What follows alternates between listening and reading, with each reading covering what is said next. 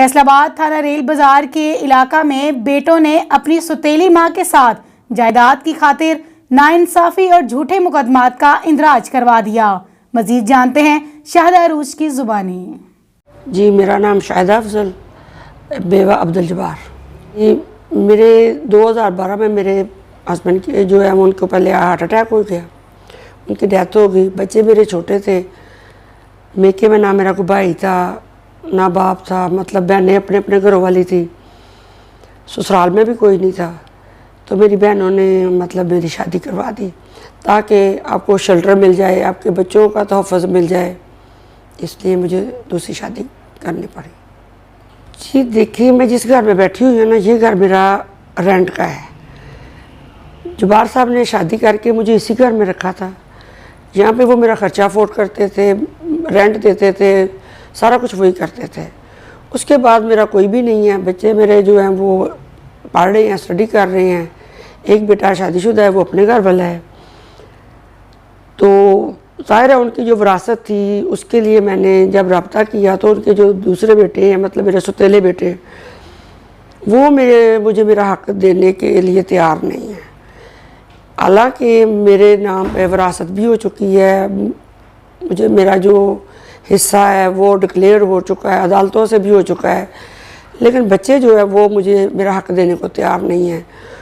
बल्कि वो मुझे थ्रेट करते हैं कि इस खातून को जितना हो सके जिच किया जाए, इनको डिस्टर्ब किया जाए ताकि ये अपना हक़ ना मांगे।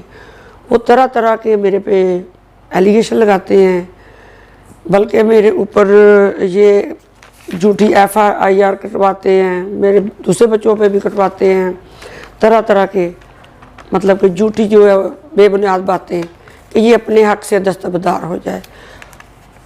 और मैं अपने हक़ के लिए रोज़ धक्के खाती हूँ कचहरियों में, आगे पीछे। जो हमारी पुलिस है वो भी मतलब मेरा कोई साथ नहीं दे रही। वो सरमायादार बच्चे हैं, उनके पास पैसा है, सब कुछ है, वो उनकी बात मानते हैं, मेरी नहीं। जी, मेरी आला काम से ये अपील है कि देखिए, मैं एक औरत नहीं हूँ, मेरे जैसी कई बेवा औरतें हैं जो मजबूरी की आलम में शादी करती हैं। उनको कोई शौक़ नहीं होता, वो शादी करती है ताकि हमें शेल्टर मिले, हमारा तोहफ़्फ़ किया जाए, हमारे बच्चों को सपोर्ट मिले। अगर वो शादी के बाद इस तरह गली गली मोहल्ले मोहल्ले ज़लील रसवा और अपनी मतलब इज़्ज़त नफ्स के साथ उनको खेलना पड़ता है, तो अल्लाह काम से अपील है कि खुदारा हमारी जैसी औरतों के लिए कुछ सोचे, हमें हमारा हक़ दिलवाए। जिनका कोई भाई नहीं, कोई बाप नहीं, कोई उनको सपोर्ट करने वाला नहीं, अगर वो अपने शरई हक़ के लिए भी ऐसे भागेंगी तो फिर हम कहाँ जाएँ। जो मेरे सौतेले बेटे हैं ना, उन्होंने ये कहा है कि जी ये हमारे बाप की बीवी नहीं है, इसने जो ID कार्ड बनवाया है, जो FRC बनवाया है, ये फ़ेक है। हालांकि अदारा कोई इतना मतलब मासूम नहीं है कि उसको पता नहीं है कि ये हकदार है कि नहीं। अदालतें हैं, उनको भी पता है सारा कुछ जो अदालतों के तवासल से मेरे नाम पे हुआ है। तो उन्होंने FIA को ना मतलब कोई रिश्वत वगैरह दे के 3-4 माह इन्होंने FIR कटवा के छुपा के रखी। बाद में मुझे पता चला तो मेरी ज़मानत कन्फर्म हुई। फिर उन्होंने एक और किसी को जाके कह दिया ये खातून हमें धमकियाँ देने आई, हमें मारने के लिए आई। मैं खुद अपने लिए सहारा ढूंढ रही हूँ, अपने बैठने की जगह ढूंढ रही हूँ। मैं किसी पे क्या हमला कर सकती हूँ, मैं किसी पे क्या जबर कर सकती हूँ। जी, एक थाना रेल बाज़ार में ये जी अभी 4-5 दिन हुए हैं। जी, मेरे सुतेले बच्चे हैं, जब्बार साहब के ना साहब जो बेटे हैं, उनका नाम है, एक साहद है, जैन है, वकास है। वो इवन के थाने में बैठ के भी ना SHO के सामने उन्होंने मुझे डराया।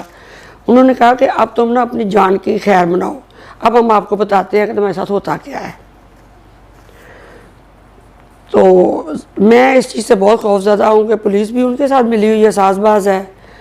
मेरी तो कहीं भी सुनवाई नहीं होती। मैं तो वज़ीर आला साहब से, वज़ीर आज़म साहब से, जो भी हमारे अपने शहर के CPO हैं, IG साहब हैं, मैं सबसे रिक्वेस्ट करती हूँ कि मेरा साथ दिया जाए, मेरा ख्याल किया जाए, मुझे तोहफ़्फ़ दिया जाए और मुझे इंसाफ दिलाया जाए।